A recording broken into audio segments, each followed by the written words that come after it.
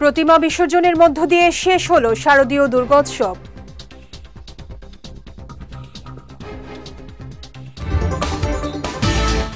এবং টেকনাফে ফের পাচারকারীদের আস্তানা থেকে 21 জন উদ্ধার।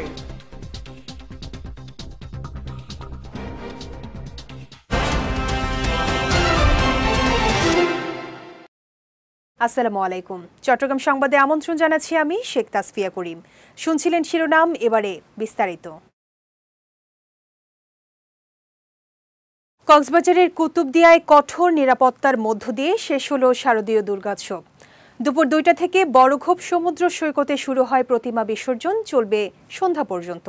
এর আগে সকালে কুতুবদিয়া উপজেলার 14টি পূজা মণ্ডপে বিসর্জন প্রস্তুতি পরিদর্শন করেন বাংলাদেশ নৌবাহিনী Kutubdia contingent lieutenant commander Mohammad Ziad Kabir. এ সময় কেন্দ্রীয় কালী মন্দির পূজা উদযাপন কমিটির সভাপতি সজল কুমার শীল, সাধারণ সম্পাদক নিজ্জল শীল, সদস্য কার্তিক সহ অনেকে উপস্থিত ছিলেন। বিভিন্ন বাহিনীর সদস্যরা আছেন, পুলিশ, আনসারগিরি যারা, এবং বিশেষ করে আমার নৌবাহিনীর যারা সর্বক্ষণিক এই কুতুবদিয়ায় প্রতিটি মন্দিরে প্রতিটি পূজা উদযাপনে পরিদর্শন করেছেন। কোনো ধরনের অপ্রীতিকর কোনো ঘটনা ঘটেনি কুতুবদিয়ায়। আমরা খুব উৎসাহ উদ্দীপনার মধ্য দিয়ে আমাদের শারদীয় উৎসব বিসর্জনের মধ্য দিয়ে সমাপ্ত করতে যাচ্ছি।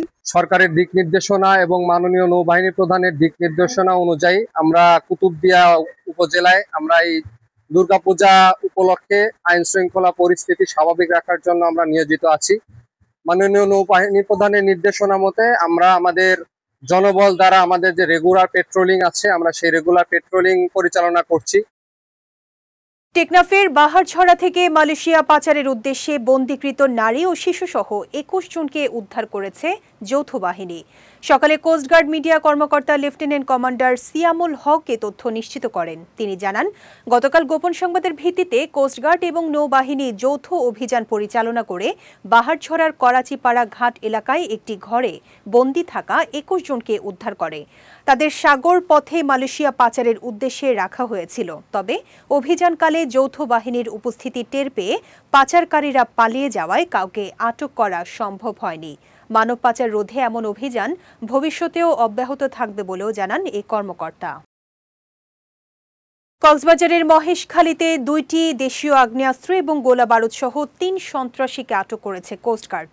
সকালে কোস্টগার্ড মিডিয়া কর্মকর্তা লেফটেন্যান্ট কমান্ডার সিয়ামুল হক এ তথ্য জানান। তিনি বলেন, গোপন সংবাদের ভিত্তিতে গতকাল বিকেলে কক্সবাজারের মহেশখালী থানার কেরুনতলি সংলগ্ন এলাকায় বিশেষ অভিযান চালিয়ে তাদের আটক করা হয়। এ সময় 2টি দেশীয় আগ্নেয়াস্ত্র, 5 রাউন্ড রাইফেলের গুলি এবং 25 রাউন্ড শট গানের গুলি জব্দ করা হয়। পরে জব্দকৃত অস্ত্র ও গোলা বারুদ এবং আটককৃতদের বিরুদ্ধে আইনগত ব্যবস্থা নেওয়া হয়। চট্টগ্রামের সীতাকুণ্ড থানার আলোচিত সংঘবদ্ধ ধর্ষণ মামলার পলাতক আসামি খোকনকে গ্রেফতার করেছে র্যাব। দুপুরে গণমাধ্যমে পাঠানো সংবাদ বিজ্ঞপ্তিতে এ তথ্য জানান র্যাব 7 চট্টগ্রামের সিনিয়র সহকারী পরিচালক ARM মোজাফফর হোসেন। তিনি জানান, আজ ভোরে সীতাকুণ্ড থানার পশ্চিম মুরাদপুর এলাকায় অভিযান চালিয়ে নিজ বাড়ি থেকে আসামি খোকনকে গ্রেফতার করা হয়। পরে গ্রেফতারকৃতের বিরুদ্ধে প্রয়োজনীয় আইনানুগ ব্যবস্থা গ্রহণে তাকে সংশ্লিষ্ট থানায় হস্তান্তর করা হয় বলেও জানিয়েছেন র্যাবের এ কর্মকর্তা। ইউপিডিএফকে দেশ থেকে বিতাড়িত করা হবে বলে হুঁশিয়ারি দিয়েছেন রাঙ্গামাটি রিজিয়নের zone commander brigadier general Mohammad Nazmul Haque. গতকাল শারদীয় দুর্গাপুজো উপলক্ষে রাঙ্গামাটি জেলার তবলছড়ি এলাকার শ্রী শ্রী কালী মন্দির পরিদর্শন শেষে সাংবাদিকদের সঙ্গে আলাপকালে এই হুঁশিয়ারি দেন তিনি।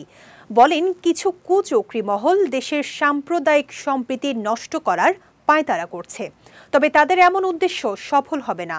এ সময় রাঙ্গামাটি পূজা উদযাপন কমিটির বিভিন্ন স্তরের নেতাকর্মীরা উপস্থিত ছিলেন। এনাফ ইজ এনাফ, অনেক হয়েছে, আপনাদেরকে আমরা অনেক ছাড় দিয়েছি, বাট আমি এতটুকু এনশিওর করতে পারি, যতদিন আমরা এখানে আছি পার্বত্য চট্টগ্রামে আমাদের রাঙ্গামাটি রিজন থেকে আমরা এনশিওর করব যে আপনারা এই দেশ থেকে আপনাদেরকে বিতাড়িত হতে হবে। আপনারা আপনাদের যাদের মদদে আপনারা কাজ করছেন, আপনারা ওই দেশেই চলে যেতে হবে আপনাদের। ধর্ম যার যার হলেও সামাজিক ও দেশের উন্নয়নে সবাই এক ও অভিন্ন বলে মন্তব্য করেছেন বিএনপি চেয়ারপারসনের উপদেষ্টা এস.এম. ফজলুল হক। গতকাল সন্ধ্যায় চট্টগ্রামের হাটহাজারীর বিভিন্ন পূজা মণ্ডপ পরিদর্শনকালে তিনি এ মন্তব্য করেন। এ সময় সকল সম্প্রদায়ের অধিকার নিশ্চিতে অতীতের মতো ভবিষ্যতেও বিএনপি জনগণের পাশে থাকবে বলেও মন্তব্য করেন বিএনপির নেতা।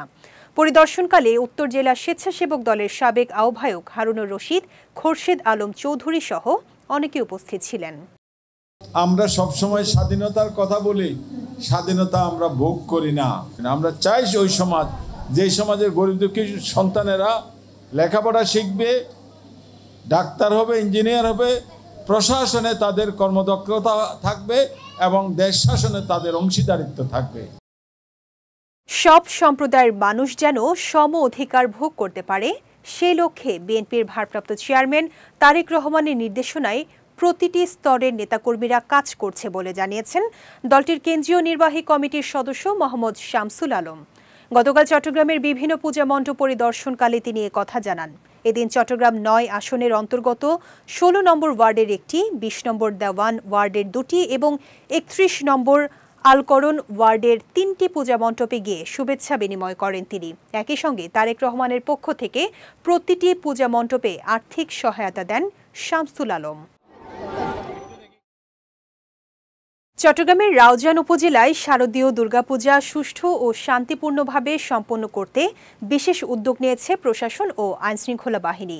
এরই ধারাবাহিকতায় চট্টগ্রাম জেলার পুলিশ সুপার মোহাম্মদ সাইফুল ইসলাম সান্তুর নির্দেশনায় উপজেলার বিভিন্ন পূজা মণ্ডপ পরিদর্শন করেছেন রাউজান থানার ভারপ্রাপ্ত কর্মকর্তা মনিরুল ইসলাম ভূঁইয়া। এ বিষয়ে মনিরুল ইসলাম বলেন, এ বছর রাউজানে নির্বিঘ্নে দুর্গাপূজা সম্পন্ন করতে প্রতিটি মণ্ডপে আইনশৃঙ্খলা বাহিনী দায়িত্ব পালন করছে। দর্শনার্থীদের যাতায়াত নির্বিঘ্ন রাখতে ট্রাফিক ব্যবস্থাও নিয়ন্ত্রণ করা হয়েছে। এছাড়া প্রতিটি মণ্ডপের আয়োজক কমিটির সঙ্গে সমন্বয় করে সিসিটিভি ক্যামেরা, অগ্নি নির্বাপন ব্যবস্থা ও জরুরি মেডিকেল টিম রাখার নির্দেশনা দেওয়া হয়েছে বলেও জানান রাউজান থানার এ ভারপ্রাপ্ত কর্মকর্তা। 233টি পূজা মণ্ডপ চট্টগ্রামের রাউজানে বিভিন্ন পূজা মণ্ডপ পরিদর্শন ও বস্ত্র বিতরণ করেছেন রাউজানের সাবেক সংসদ সদস্য গিয়াসউদ্দিন কাদের চৌধুরীর সন্তান, তরুণ রাজনীতিবিদ ও ক্রীড়া সংগঠক সামির কাদের চৌধুরী।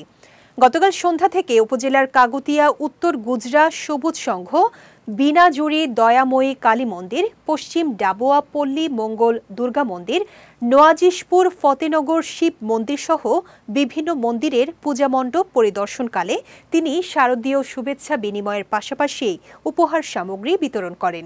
এ সময় চট্টগ্রাম উত্তর জেলা বিএনপি সাবেক সদস্য আবু জাফর চৌধুরী, রাউজান উপজেলা বিএনপির সাবেক যুগ্ম আহ্বায়ক নুরুল হুদা চেয়ারম্যান, যুগ্ম আহ্বায়ক ফিরোজ আহমেদ, রাউজান পৌরসভা বিএনপির সাবেক সাধারণ সম্পাদক সৈয়দ মঞ্জুরুল হক, রাউজান পৌরসভার ৮ নম্বর ওয়ার্ডের সাবেক কাউন্সিলর রেজাউর রহিম আজম, উত্তর জেলা যুবদলের সহ সভাপতি সাবের সুলতান কাজল, বিএনপি নেতা আব্দুল হাকিম, শাহজাহান শাহিল, ছোটন আজম, মোহাম্মদ আলী সুমন, অরুণ পালিত বাসু, সাবেক ছাত্রদল সভাপতি লিটন মহাজন, বিএনপি নেতা দিদারুল আলম, মোহাম্মদ আরিফ, সালাউদ্দিন, আব্দুল শুক্কুর, হেলাল, নিজামুদ্দিন চৌধুরী, এনায়েত আলী সহ অনেকেই উপস্থিত ছিলেন।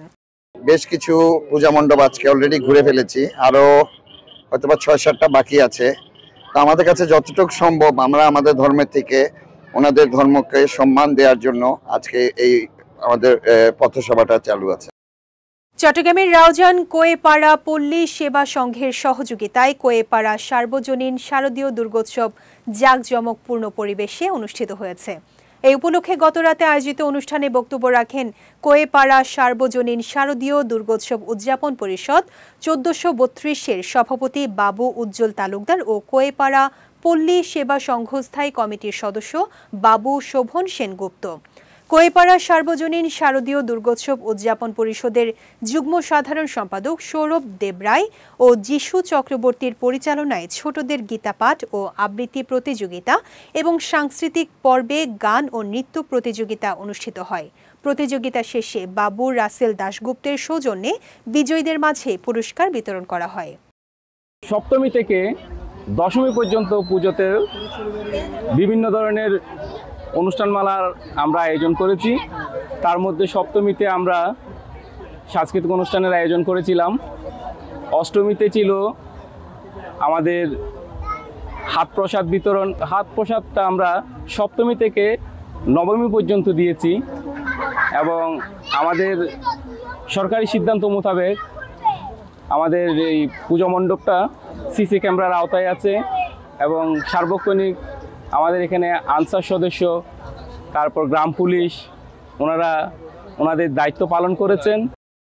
চট্টগ্রামের বাঁশখালী উপজেলার বিভিন্ন পূজা মণ্ডপ পরিদর্শন করে নগদ অর্থ বিতরণ করেছেন বাঁশখালীর বিএনপির প্রতিষ্ঠাতা সাধারণ সম্পাদক সাখাওয়াত জামাল দুলাল।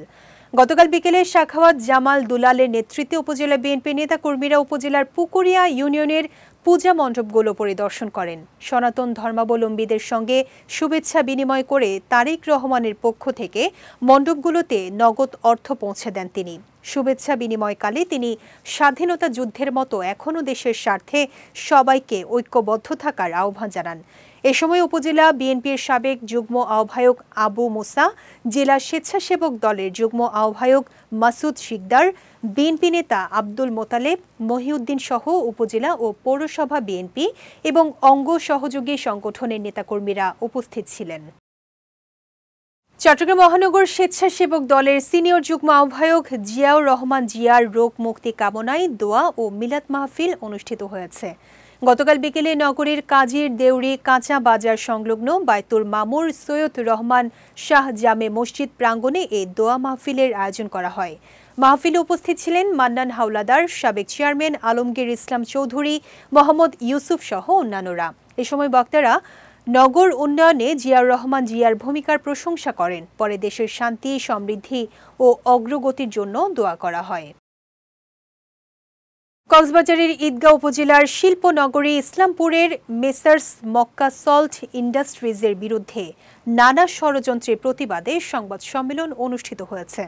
গতকাল বিকেলে কক্সবাজারের একটি হোটেলে আয়োজিত সংবাদ সম্মেলনে এ প্রতিবাদ জানান সাতকানিয়া উপজেলার বারদোনা গ্রামের বাসিন্দা কামাল উদ্দিন। এ সময় তিনি অভিযোগ করে বলেন, স্থানীয় একটি প্রভাবশালী মহল মক্কা সল্ট ক্রাশিং মিল দখলের চেষ্টা করায় মিলটি বিক্রি করেন তিনি। একই সঙ্গে ব্যাংক ঋণ, ব্যবসায়ীদের পাওনা সব টাকা ক্রেতারা পরিশোধ করবেন বলেও চুক্তিবদ্ধ হন তিনি। এ সময় পরিস্থিতি মোকাবেলায় প্রশাসনের হস্তক্ষেপ কামনা করেন ভুক্তভোগী কামাল।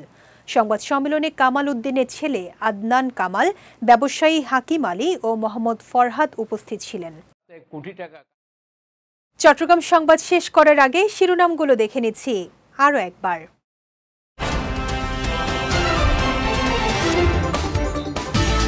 প্রতিমা বিসর্জনের মধ্য দিয়ে শেষ হলো শারদীয় দুর্গোৎসব।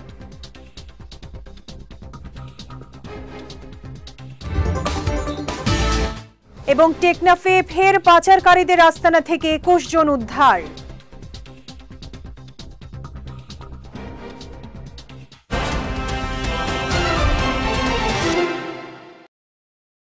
চট্টগ্রাম সংবাদ শেষে আজকের মতো আমি শেখ তাসফিয়া করিম আপনাদের কাছ থেকে বিদায় নিচ্ছি। রাত 9টায় আমাদের পরবর্তী বিজয় রাতের সংবাদ দেখার আমন্ত্রণ রইল। এছাড়া আজকে চট্টগ্রাম সংবাদের ভিডিও দেখতে পারেন আমাদের ইউটিউব এবং ফেসবুক পেজে।